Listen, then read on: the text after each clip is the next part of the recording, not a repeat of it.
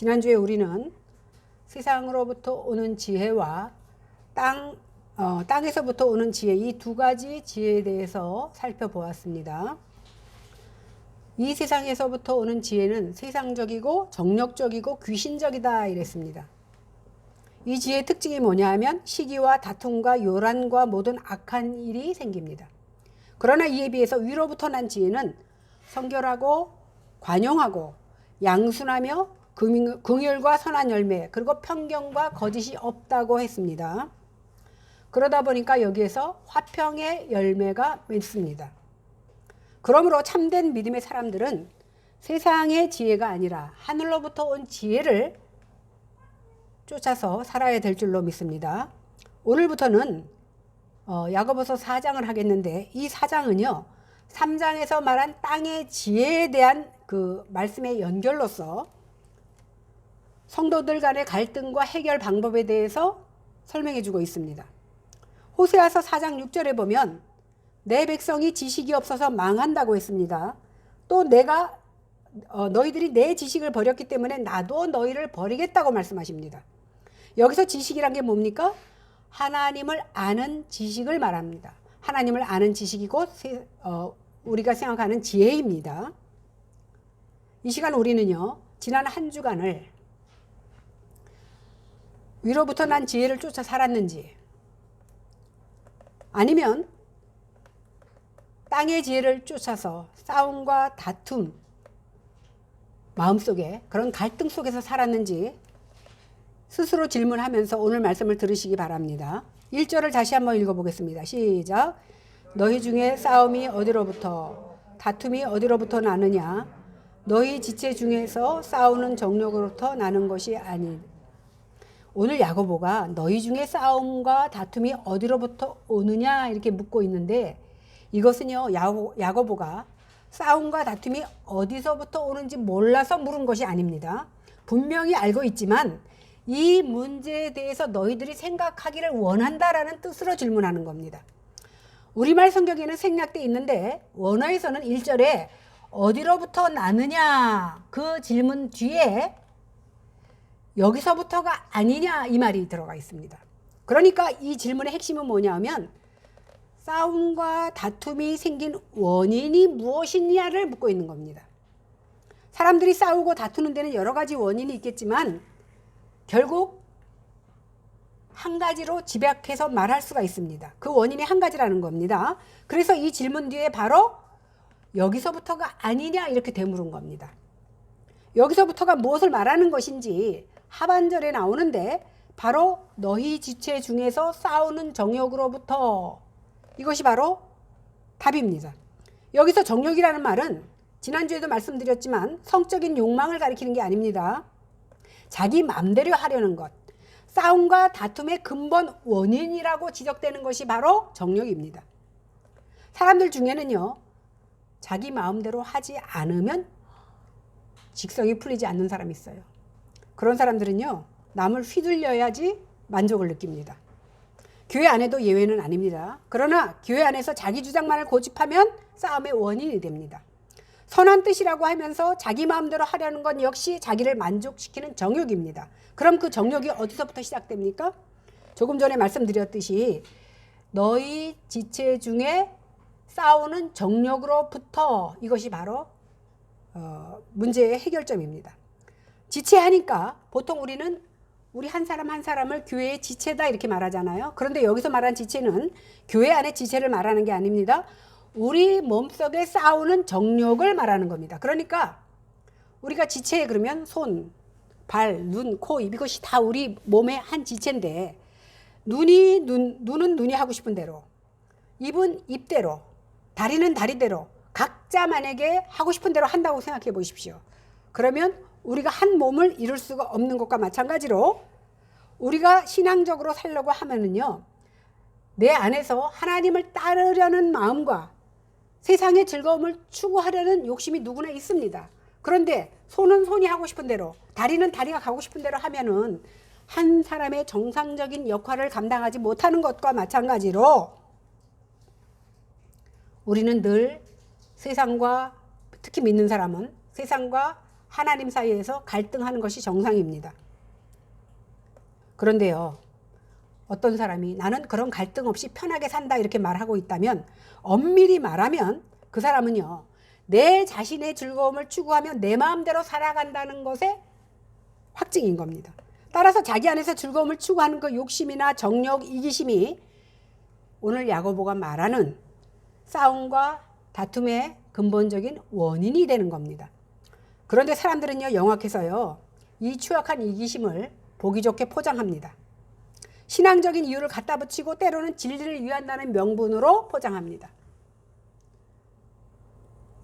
저희 노예에 저희 교회에서 가까운 데 계신 목사님이 이제 회계로 있는데, 지난번에 노예 갔더니 노회장 목사님이 다시는 노회장 연임을 안 하겠다고 회계복을 하는데 힘들다는 말을 2번씩이나 하시더라고요.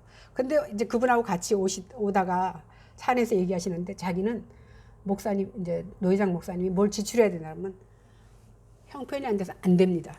모두 안 돼. 계속 태클을 걸었대요. 왜? 노예의 재정을 잘 지키기 위해서. 그런데요, 여러분, 주의 일은요, 계산으로 하는 게 아니에요. 믿음으로 하는 거예요. 그리고 노회장 밑에 석이나 회계는요, 그 안에서 순종을 배워가는 거지, 살림 잘해서 흑자내는 거, 그거 보여주는 거 아니에요. 자기는 흑자낼 수 있어요. 그런데 하나님의 방법으로, 교회 안에서도 마찬가지예요. 목사가 여러분들보다 못한 사람이지만 목사가 하나님의 정권을 가지고 말할 때 여러분들이 듣는 것은 하나님 앞에 순종하는 거거든요. 마찬가지로 오늘 야고보는 뭐라고 얘기하냐면, 우리 이기심을 보기 좋게 포장해서 뭐라고 얘기해요? 믿음으로, 선한 의도에서 하나님의 뜻이, 하나님의 말씀과 견주어서 그렇다라고 우리를 포장시킵니다. 그러니까 때로는요, 진리를 위한다는 명분으로 포장하고 있는 겁니다. 구약에서도 보면요, 모세가 하나님께 인정받고 하나님을 대신해서 백성을 지도하고 모든 백성들에게 박수를 받고 추앙을 받자 시기하는 사람이 나옵니다. 그게 누군지 아세요? 다름 아닌 모세의 형 아론과 모세의 누나 미리암이 주의 종 모세를 시기합니다. 그런데 그 시기가 어떻게 나타나냐 하면, 모세가 구스 여인을, 아프리카에 있는 그 구스 여인을, 얼굴 까만 여인을 아내로 삼습니다. 그랬더니 흑인을 아내로 삼은 것을 빌미 삼아서 모세에게 도전하는 겁니다. 그러니까 본질은 모세의 영적 권위에 대한 시기와 질투심 때문에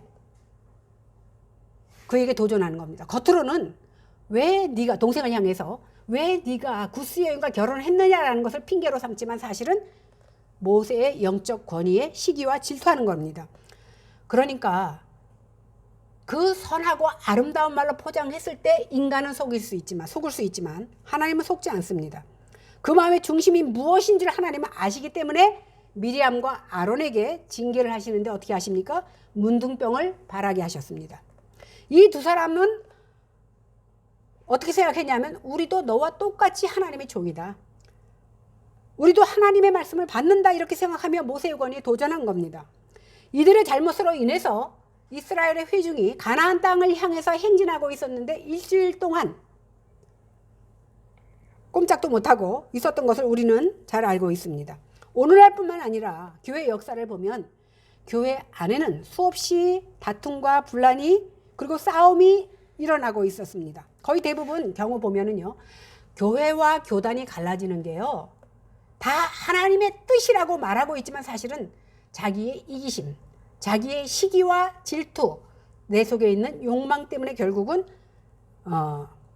갈라지고 다툼이 일어난 겁니다. 그러니까 다툼과 싸움과 원망과 시기가 나오는 것은 환경의 문제나 외부적인 문제가 아니라 내 속에 있는 문제 때문에 다툼이 일어난다는 사실입니다.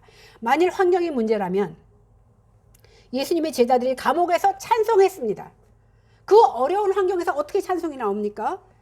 또 욥은요, 자기 재산을 다 빼앗기고 하루아침에 내 자식들은 다 10명의 자식들은 죽고 자기 아내는 자기에게 욕하고 저주하며 도망가 버렸습니다. 그런데도 그는 주신 이도 하나님이시요 취하신 이도 하나님이시라고 말씀하면서 결코 하나님을 욕되게 하지 않았던 겁니다. 호세아서에 보면요, 하나님께서는 선지자 호세에게 음란한 여인 고멜과 결혼하라고 합니다. 그래서 아들을 둘 낳습니다. 그런데 이 고멜은요, 옛날에 음탕하게 살았던 그 옛 습관을 버리지 못하고 남편을 버리고 또 쾌락을 쫓아서 세상으로 나갑니다. 그럴 때 하나님께서는 호세에게 뭐라고 명령합니까? 고멜을 다시 돈을 주고 가서 사다가 너의 아내로 다시 삼으라고 합니다. 오늘 음란한 여인 고멜을 호세아서를 통해서 우리에게 알려주시는 이유는 뭐냐 하면, 고멜 같은 우리, 하나님이 기뻐하시지 않는 행위만 하는 우리, 음란한 우리를 하나님께서는 마다하지 아니하시고 또 용서해 주시고 받아주시고 긍휼을 베풀어 주셨다는 사실을 알려주시기 위해서 오늘 호세아서를 통해서 고멜의 문제를 우리에게 보여주고 있는 겁니다. 마찬가지로 그 고멜이 바로 우리잖아요. 여호와는 바로 그런 정력을 위해서 너희가 열심히 구하고 있다라는 것을 말해주고 있는 겁니다. 2절을 같이 보겠습니다. 시작. 너희는 욕심을 내어도 얻지 못하여 살인하며 시기하여도 능히 취하지 못함으로 다투고 싸우는도다. 너희가 얻지 못함은 구하지 아니하기 때문이요. 여기서 너희가 욕심을 내어도 얻지 못한다 라고 잘라서 말하고 있습니다. 오히려 그 욕심 때문에 남을 죽이기까지 한다는 겁니다. 이것을 볼 때 우리의 정욕이 얼마나 강렬한지를 우리는 알 수 있습니다. 작년에 우리나라 전체를 경악시켰던 고유정 사건 여러분 기억하실 겁니다. 어쩌면 그렇게도 잔인하게 죽일 수 있는가라고 우리는 말해왔습니다. 그런데 사실은 우리는 그런 말할 자격이 없습니다. 왜 그러냐면 우리 속에도 그러한 정욕이 드러나지 않고 있을 뿐이지 도사리고 있다는 사실 때문입니다. 다만 그 정욕이 나올 수 있는 그런 환경이 조성이 안 되어서 튀어나오지 않았을 뿐이라는 겁니다. 사람은 다 똑같습니다. 그런데도 우리는 자신은 그런 악한 자와는 다르다라고 생각하며 삽니다. 그래서 나는 결코 그런 악한 짓은 하지 못해 라고 생각합니다. 그런데 무언가 내 속에 선한 것이 있어서 나는 그런 나쁜 짓은 할 수 없다라고 말하고 있다면 자기 스스로를 속이고 있다라는 사실입니다. 다윗을 보세요.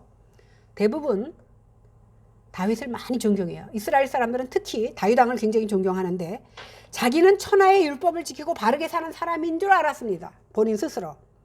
심지어 살인도 했지요. 간음도 했지요. 누구지? 솔로몬의 엄마? 제가 이렇게 가끔 생각해요. 아무튼 솔로몬의 엄마를 간음했잖아요. 그리고 그 남편을 죽였잖아요. 그랬는데도 죄책감이 들지 않았어요. 왜? 자기는 왕이니까. 모든 것을 취하는 것이 합당하다고 생각했습니다. 그래서 나단 선지자가 다윗 왕에게 옵니다. 그리고 뭐라고 얘기하냐면 어떤 부자가 있었는데 가난한 사람이 가지고 있는 전 재산인 한 마리 양을 빼앗아서 자기 손님을 대접했으면 어떻게 됩니까? 라고 물어봐요. 그랬더니 아니 내 나라 안에 그렇게 나쁜 놈이 있단 말이야? 그건 당장 죽여야지. 이렇게 말합니다. 그랬더니 나단 선지자가 바로 그 사람이 당신입니다라고 다윗에게 꼬집습니다. 그때 다윗은 선지자 나단의 책망 앞에서 처절하게 회개하고 자기의 죄를 깨닫고 자기 대신 희생당한 분의 공로 때문에 내가 살게 되었다라는 것을 고백하게 됩니다. 다윗이 자기 정욕에 사로잡혀 있을 때는 죄를 지면서도 그것이 죄인 줄 알지 못했습니다. 다윗의 이런 모습이 바로 우리들의 모습이라는 겁니다. 우리가 교회 안에서 거룩하고 아름다운 말을 한다고 해서 우리가 거룩하고 아름다운 사람이 아니라는 겁니다. 내 속에는 추악하고 더러운 것들이 도사리고 있다는 사실입니다. 오늘날 사람들의 관계 속에서도 자기가 말하는 것만 옳다고 주장하고 여기는 사람들이 많이 있는데 그건 역시 정욕에 사로잡혀 있기 때문입니다. 그러니까 기도를 하면서도 자기의 정욕에 사로잡힌 채 기도하는 거예요. 이것이 매일 기도로 산다고 하면서도 자기 성격을 죽이지 못하고 결국은 살인도 하고 간음도 하게 되는 겁니다. 그래서 야고보서는 구하여도 얻지 못하는 것은 정욕을 가지고 구하였기 때문에 얻지 못한다 이렇게 말하고 있습니다. 그런데요, 우리가 자기가 원하는 것을 얻지 못할 때 우리는 보통 어떻게 생각합니까? 하나님은 기도해도 들어주시지도 않아. 저 그 말 많이 들었어요, 성도들한테. 그러면 내가 기도했는데 들어주시지 않으면 내가 하나님의 뜻이 아닌 정욕을 따라 구하였나를 돌아보는 사람은 없고 오히려 하나님을 욕하고 하나님을 원망합니다. 이런 모습이 우리 자신들의 모습이라는 겁니다. 사람을 시기해서 살인할 정도로 우리의 정욕은 강렬합니다. 우리는 정욕을 따라서 무슨 일이든지 할 수 있는 사람이기 때문입니다. 만일 예배만 잘 드리면 여러분의 기도가, 여러분의 소원이 다 이루어진다고 하십시오. 생각해 보세요. 그러면 여기 빈자리가 남아있을 수가 없어요. 예배 1시간만 참석하면 나 오늘 200만 원 필요해. 나가다가 생겨. 그러면 안 나올 사람이 어디 있겠냐는 겁니다. 그러니까 우리가 말로는 마음과 뜻을 다하여 이 1시간 예배한다고 말하지만 그 동기가 하나님입니까? 아니면 내 속에 있는 정욕 때문입니까? 생각해 봐야 될 줄로 압니다. 2절 하반절에 보니까 너희가 얻지 못하면 구하지 아니하기 때문이다 이렇게 말하고 있습니다. 우리가 얻기를 바라면 어떻게 해야 돼요? 그러면 기도해야 됩니다. 그러니까 이 말씀을 걸고 무엇이나 구하기를 원하라고 기도하라고 말합니다. 그래서 우리는 성경에서 구하면 주신다는 말씀을 여기저기 짜집기 해다가 그런 말씀들 다 모아다가 기도하면 반드시 응답된다고 성토합니다. 그 대표적인 구절이 마태복음 7장 7절에서 11절인데 구하라 그리하면 너희에게 주실 것이요 찾으라 그러면 찾을 것이요 문을 두드리라 그러면 너희에게 열릴 것이니 구하는 이마다 얻을 것이요 찾는 이가 찾을 것이요 두드리는 이에게 열릴 것이니라. 너희 중에 누가 아들이 떡을 달라 하면 돌을 주며 생선을 달라 하면 뱀을 줄 사람이 있겠느냐? 너희가 악한 자라도 좋은 것으로 자식에게 줄 줄 알거든 하물며 하늘에 계신 아버지께서 구하는 자에게 좋은 것으로 주지 않겠느냐? 이렇게 말씀하고 있습니다. 그러니까 이 말씀을 딱 붙들고 말씀을 붙들고 기도합니다. 하나님 신실하시죠? 하나님이 약속을 반드시 지키시는 분이죠? 그러니까 나 기도하는 거 들어주세요. 그래서 기도하면 반드시 응답이 된다라고 생각하면서 이 말씀을 붙잡고 걸고 기도합니다. 그러나 기도해도 자기의 정욕으로 기도하면 응답되지 않는다는 사실을 놓치고 기도한다는 겁니다. 더군다나 문제는요. 그렇게 기도하면서 내가 정욕으로 구하지 않는다고 생각하는 게 더 큰 문제입니다. 나는 기도하고 있기 때문에 하나님 앞에 영광을 돌린다고 생각합니다. 예를 들어 보겠습니다. 고3 학부형이 생전 새벽 예배도 안 나오다가 아들이 고3 되면 새벽 예배 나와서 작정 기도하는 엄마들 많습니다. 왜 기도합니까? 내 자식의 성적이 올라가서 좋은 대학 합격하라고 기도합니다. 어떤 부모든지 다 그렇게 생각합니다. 그래서 교회에서 평상시보다 헌금도 많이 하고 봉사도 하고 정성을 바치면서 내 자식이 좋은 대학 가기를 기도합니다. 사실 자식 일이라면 물불을 가리지 않는 것이 특별히 한국 엄마들인데 그러니까 하나님의 영광을 위해서 공부도 잘하고 좋은 대학교도 가게 해달라고 기도해. 그죠? 하나님, 걔가 좋은 대학 가고 출세해서 하나님 앞에 영광 돌리게 해주십시오. 다 이렇게 기도해요. 그런데요, 공부 잘하고 세상에서 출세하는 것이 하나님께 영광 돌리는 일이다 라는 거를 성경 1189장을 아무리 뒤져봐도 나오지 않습니다. 이런 식으로 따져보면 우리의 기도 내용 전부가 결국은 내 욕심을 따라 기도하고 있다는 사실입니다. 교회를 위해서 기도한다는 것도 마찬가지입니다. 오직 내 교회가 잘 되기를 바라고 기도하지 많은 사람들이 기도합니다. 하나님, 우리 교회가 부흥돼서 사람도 많아지고 그러면 헌금도 많이 거쳐서 세상의 다른 교회보다 더 많이 주님의 이름으로 주님의 일을 하게 해주십시오. 이렇게 기도해요. 그죠? 그런데 그 기도 중심에 뭐가 들어가 있습니까? 내 교회가 들어가 있다는 거예요. 다른 사람이 다른 교회가 잘 되면 배가 아파요. 이쯤 되면 내 속에 정력이 없다고 말할 수 있는 사람 손 들어보세요. 다 남의 자식보단 내 자식이 잘 되기를 원하고 다 남의 교회보단 내 교회가 잘 되기를 원하는 것이 우리들의 마음입니다. 그 마음 밑바탕에는 정력이 자리 잡고 있기 때문이라는 겁니다. 3절 보겠습니다. 시작. 구하여도 받지 못함은 정력으로 쓰려고 잘못 구하기 때문이라. 야고보는요, 우리의 기도가 응답되지 않는 것이 정력을 따라서 구했기 때문이라고 말씀합니다. 물론 정력으로 구하지 않아도 아직 때가 되지 않으면 이루어지지 않습니다. 우리가 쉬운 예로 어린아이가 자기에게 불필요한 것을 구했을 때 더 크면 줄게 라고 안 주는 것과 똑같습니다. 그럴 때는요, 하나님 앞에 때를 기다려야 됩니다.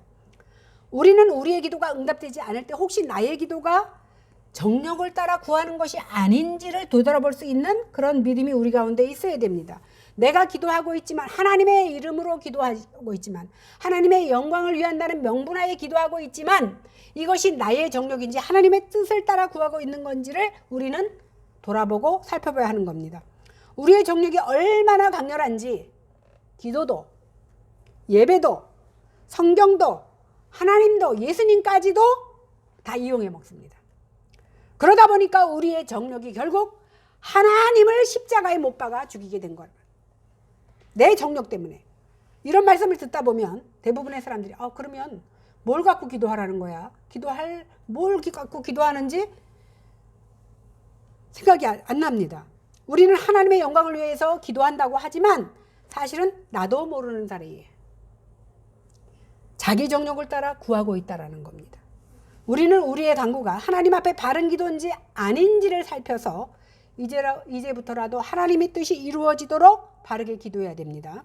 사실 성경에 있는 모든 말씀이요, 우리가 지킬 수 있는 말씀이 별로 없습니다. 그러나 우리의 힘으로 이뤄낼 수 있는 말씀이 없기 때문에 우리가 기도해야 되는 겁니다. 그러므로 기도라는 것은 뭐냐면요, 하나님 뭐 주세요 우리는 그게 기도인 줄 알고 있잖아요. 진정한 기도는 자기를 부인하는 것이 진정한 기도입니다. 그래서 하나님, 나는 할 수 없습니다. 그러니 은혜를 베풀어 주십시오라고 하는 것이 진정한 기도라는 겁니다. 예를 들어서 성경에서는 내 원수를 사랑하라 그랬습니다. 그리고 돈은 일만하게 뿌리라고 했습니다. 그런데요, 누가 이 말씀을 지켜낼 수 있느냐는 겁니다. 그러므로 우리는 쉬지 말고 기도해야만이 되는 겁니다. 언제까지요? 원수가 사랑이 될 때까지. 돈보다 하나님을 더 사랑하게 될 때까지 우리는 기도해야 되는 거예요. 그런데 그렇게 잘 안 돼요, 기도하면서도. 그래서 죽을 때까지 쉬지 않고 기도할 수밖에 없는 것이 바로 성도들입니다. 그런데요, 이런 것을 놓고 밤을 새워서 기도하는 사람 제가 보지 못했어요. 어떤 사람들 밤을 새워서 기도할 때 보면 다 거의 다가 80% 이상이 자기 문제예요. 그리고 나머지 구색 맞추느라고 남을 위해서 기도합니다. 형식적으로. 교회마다요, 작정 기도에 붙여놓는 거 많이 봅니다. 그러면 대부분 청년이여 깨어라, 하나님 부흥을 수년 내에 부흥케 하옵소서, 그거 붙여놔. 나는 기도할 때 하나님,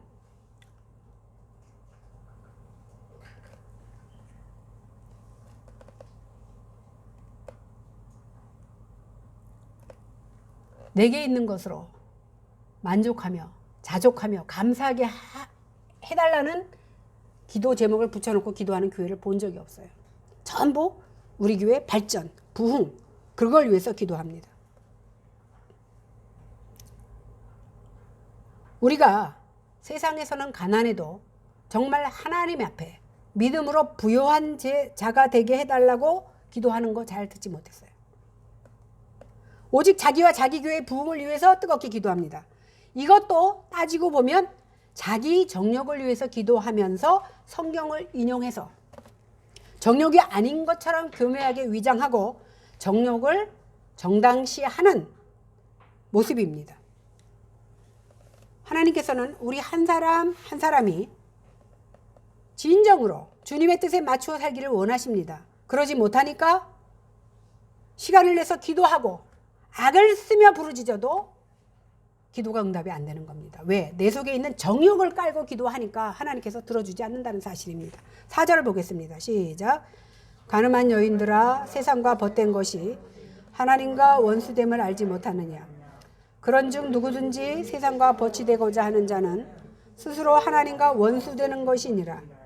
여기 가늠하는 여자라는 표현을 쓴 것은요, 예수님을 우리는 신랑 되신 예수라고 말하잖아요. 예수님은 신랑으로 나를 신부로 여겼기 때문에 간음하는 여자라고 표현한 겁니다. 당시 신부는요, 그 당시의 신부는요, 경제력이 없습니다. 그래서 스스로 살아갈 능력이 없기 때문에 오직 신랑만 바라보고 신랑의 경제적인 능력에 의지해서 살아갈 수밖에 없었습니다. 그런데 나는 신랑만 의지하고 살지 않고 나가서 뭐든지 해서 내 혼자 힘으로 살 수 있다라고 말하는 것, 그리고 설치고 살아가는 것을 성경에서는 간음이라고 합니다. 세상적으로 이해하면 하나님 앞에 모든 것을 맡기고 살지 못하고 하나님은 하나님이라 하세요, 나는 내일 할게 라고 내 스스로 하겠다고 설치고 사는 것을 성경에서는 간음이라고 하는 겁니다. 온전히 맡기지 못하는 것을. 그 다음에 세상이 벗이 된다는 말은 뭐냐면 세상에서 추구하는 기준에 따라서 성공도 하고 그 기준에 따라서 출세하는 것을 따라가지 말라는 겁니다.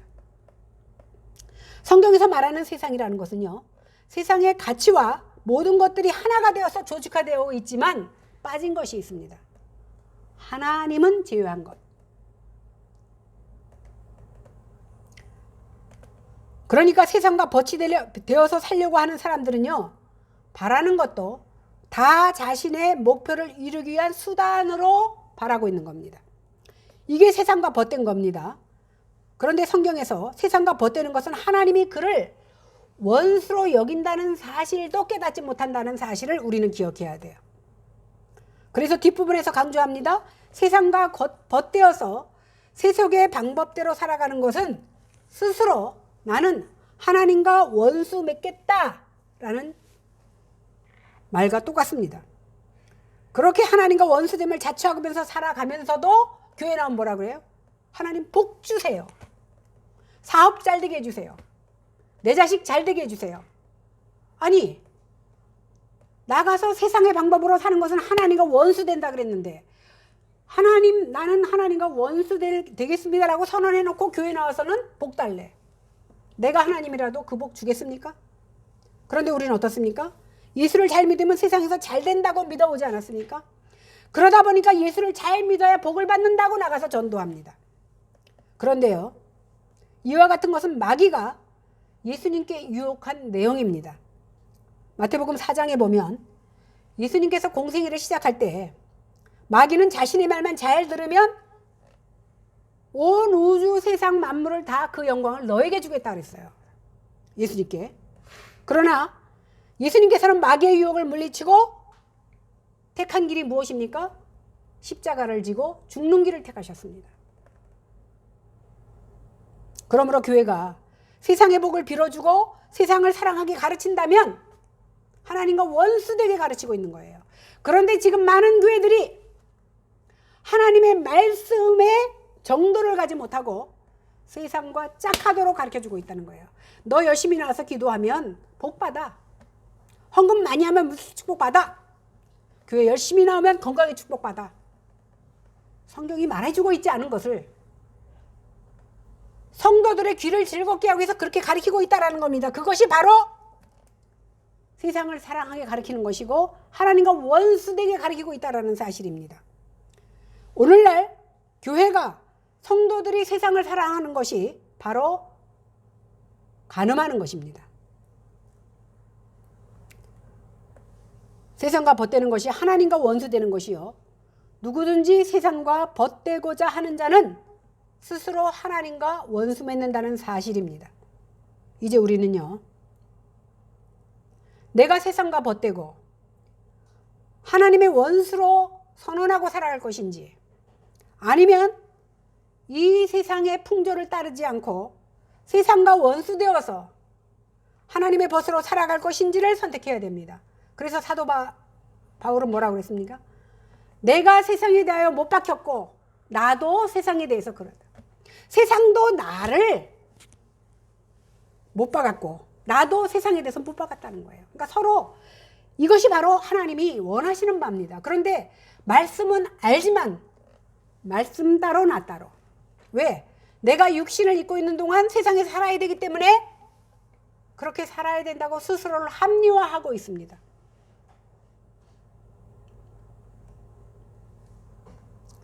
우리가 이 선택을 결단하지 않으면 세월이 지나도 수십 년 예수 믿어도 바뀌지 않는 이유가 바로 이겁니다.